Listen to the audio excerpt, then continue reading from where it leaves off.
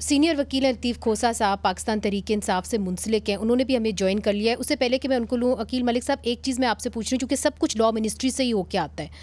2 bills आ रहे हैं, आइनी तरमीमी बिल्स। एक ये है कि जो जजेस हैं उनकी मुद्दत मुलाजमत में तोसी की जाएगी। अभी 65 एज है तो 68 कर दी जाएगी। दूसरा ये है कि जो ट्रांसफ़र पोस्टिंग्स हैं हाई कोर्ट के जजेस की, वो उनकी मर्ज़ी के बगैर होने जा रही हैं। ये दुरुस्त खबर है मेरी? देखें, आई कैन नाइदर कंफर्म और डिनाई, और उसकी वजह ये है कि आई कैन नाइदर कंफर्म और डिनाई, और उसकी वजह ये है क्योंकि आपको नंबर गेम जब तक नहीं होगी, जब तक नंबर 2/3 अक्सरियत पूरी नहीं होगी, तब तक ये एक बड़ा सवालिया निशान होगा। क्या हुकूमत ये चाहती है? इसके ऊपर काम हो रहा है? बिल्कुल, मैं इसको ये आपके ज़रूर कंफर्म कर सकता हूँ कि ये प्रपोजल एट सम स्टेज जो है वो आया था। ये तो ज़बान ज़दे आम डिस्कशन भी है, और लॉ मिनिस्टर साहब ने भी कहा कि फ्लोर ऑफ द हाउस पे कहा है कि ये प्रपोजल था अंडर कंसिडरेशन, लेकिन जब तक आपके पास 2/3 अक्सरियत नहीं होगी, then you can not amend the constitution। ठीक है लतीफ़ खोसा साहब, चूँकि आप लॉयर्स बॉडीज़ को भी रिप्रेजेंट करते हैं, पाकिस्तान तहरीक इंसाफ को भी रिप्रेजेंट करते हैं, ये जो 2 बिल्स आ रहे हैं जिसके अंदर आइनी तरमीम दरकरार है, मगर उसके अंदर ये भी है कि जी आप मुद्दत मुलाजमत जजेस की जो है उसके अंदर तौसीह की जाएगी, 68 कर दी जाएगी, और दूसरी तरफ ट्रांसफ़र पोस्टिंग्स जो हैं जजेस की हाई कोर्ट्स की, वो उनकी मर्ज़ी के बगैर होंगी। तो इसका क्या असर होगा इंडिपेंडेंस ऑफ जुडिशरी पर?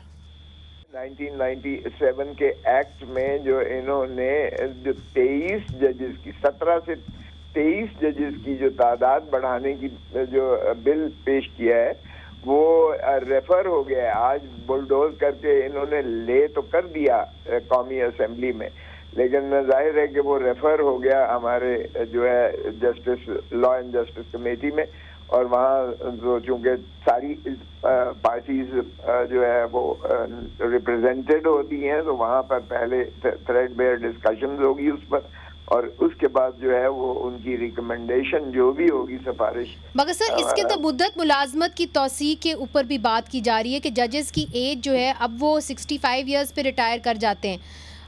इस बिल के तहत वो 68 पे रिटायर करेंगे। और दूसरा, आप ट्रांसफ़र पोस्टिंग्स के बारे में क्या कहेंगे? जो ट्रांसफ़र पोस्टिंग्स के बारे में बिल लाने की कोशिश की जा रही है कि हाई कोर्ट के जजेस की ट्रांसफ़र उनकी इजाज़त के बगैर हो सकेगी, इसके ऊपर पाकिस्तान तहरीक इंसाफ कहाँ खड़ी होगी?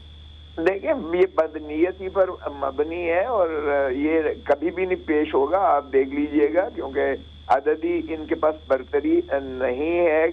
दोनों हाउसेस की इंडिपेंडेंट अलहदा यानी 342 में से पूरा फुल हाउस ये नहीं कि मौजूद है इस वक्त जितने, फुल हाउस की 2/3 वो इनके पास नहीं है। इसी तरह 104 सेनेटर्स, वहां भी 2/3 फुल हाउस की चाहिए, अलग-अलग, वो इनके पास नहीं है। ये किसे बेवकूफ बना रहे हैं, और वो इनके पास हो भी नहीं सकती है, इसलिए कि पीटीआई की अभी तक जो मखसूस नशिस्तें हैं उसका भी फैसला लटका हुआ है, वो सुप्रीम कोर्ट में इन्होंने रिव्यू कर रखी है, और सुप्रीम कोर्ट का फैसला बड़ा वाज़ेह है उसमें। और पीटीआई को उन्होंने न सिर्फ एक सियासी जमात के तौर पर 11 जज साहिबान ने तस्लीम किया है, बल्कि कहा है कि इन्हीं की इस्तेहकाक है। तो जी लतीफ़ साहब हमारे साथ ही रहिएगा, चूँकि नाज बलोच साहिबा पाकिस्तान पीपल्स पार्टी की भी हमारे साथ मौजूद हैं, और पाकिस्तान पीपल्स पार्टी का बहुत बड़ा हिस्सा है पार्लियामेंट के अंदर, जाहिर है उनकी बड़ी तादाद है। नाज बलोच साहिबा, ये जानना बहुत ज़रूरी है कि पाकिस्तान पीपल्स पार्टी कहाँ खड़ी होगी अगर ये 2 आइनी तरमीमी बिल जो हैं टेबल होते हैं हाउस के अंदर।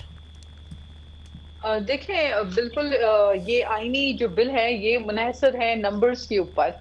बिल्कुल ये दुरुस्त बात है कि इट्स अ नंबर गेम। जब नंबर पूरे होंगे, क्योंकि 2/3 जो है वो मेंबरान की अक्सरियत लेकर ही अमेंडमेंट पेश को हम मूव कर सकते हैं और ये पास हो सकती है।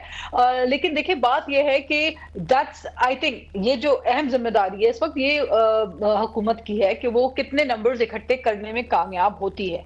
और अगर हमारे पास वो नंबर्स हुकूमत के पास आ जाते हैं तो फिर मेरा ख्याल है कि डेफिनेटली सियासी जमातों की हेड्स के साथ साथ और लीडरशिप के साथ वो डिस्कशंस और वो डिबेट, वो बातें उस हद तक हुई हैं कि आगे हम मूव ऑन करके एक साथ इकट्ठे चल सकेंगे। और इसमें जोड़ तोड़ आपस में डिस्कशंस, एक दूसरे से बात होगी, एक अंडरस्टैंडिंग, म्यूचुअल अंडरस्टैंडिंग के बाद ही, और हर सियासी जमात जब कायल हो जाती है किसी बिल के ऊपर या किसी कानून के ऊपर, तभी जाके वो अपने मेंबरान को बावर कराती है कि उनका आना बहुत इंपॉर्टेंट है। मगर क्या पाकिस्तान पीपल्स पार्टी ने इसके ऊपर कोई पोजीशन ली है या आप लोगों के इंटरनल कोई गुफ्तगू हुई है कि जी हमने इसके साथ देना है कि नहीं देना?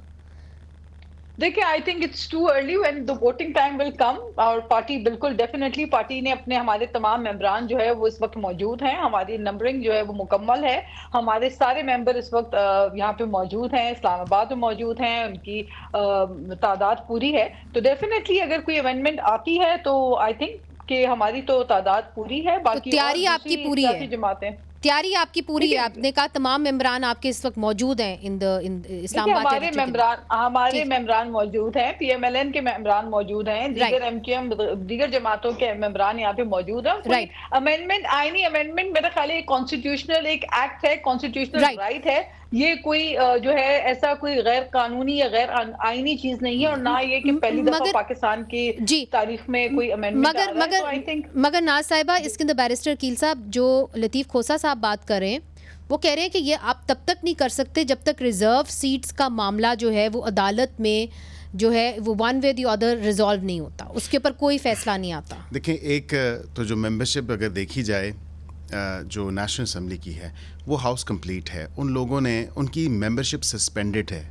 वो फैसला ज़रूर आया है, उन्होंने फैसला ज़रूर दिया है अगस्त सुप्रीम कोर्ट ने, लेकिन उनके ओथ हो चुके थे, उनके नॉमिनेशन पेपर्स जमा हो चुके थे, और उसके बाद उनकी मेंबरशिप सस्पेंडेड है इलेक्शन कमीशन ऑफ पाकिस्तान की तरफ से। तो वो composition of the house itself complete है। तो उसमें 224 हुकूमत को दरकार होंगे अगर आईनी तरमीम हुई।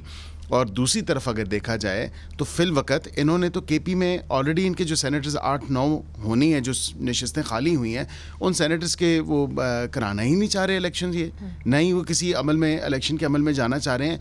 तो वैसे तो 103 104 जो भी उसकी स्ट्रेंथ है, लेकिन राइट नाउ इट्स एट 96। सो 96 का आप हिसाब लगा लें तो मेरे ख्याल से तकरीबन वो कोई 64 या उससे कम ही जो है वो। तो आप ये समझते हैं कि इस वक्त विदाउट जो फैसला आया है, अगर फैसला नहीं भी आता सुप्रीम कोर्ट से, उसके बगैर जो है वो हाउस जो है वो कंप्लीट है? लतीफ खोसा साहब, ये बैरिस्टर कील साहब कह रहे हैं, वो भी वकील हैं आपकी तरह, नेशनल असेंबली की हद तक, नेशनल असेंबली की हद तक। देखें, तो वकील तो माशाल्लाह हमारे लाखों हैं, लेकिन जरा सोच समझ के बात करें। ये सुप्रीम कोर्ट की फैसला आ चुका और इलेक्शन कमीशन का अमेंडमेंट भी आ चुका नहीं है।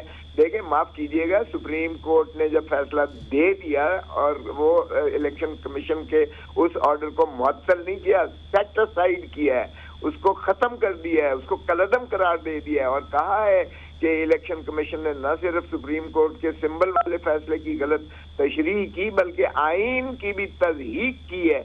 मैं तो समझता हूं कि ये बैरिस्टर साहब ये कहते कि जनाब इलेक्शन कमीशन को तो आर्टिकल 6 में जो है सबवर्जन ऑफ कॉन्स्टिट्यूशन में इनको तो सजा होनी चाहिए, इन्होंने आईन से खिलवाड़ किया है।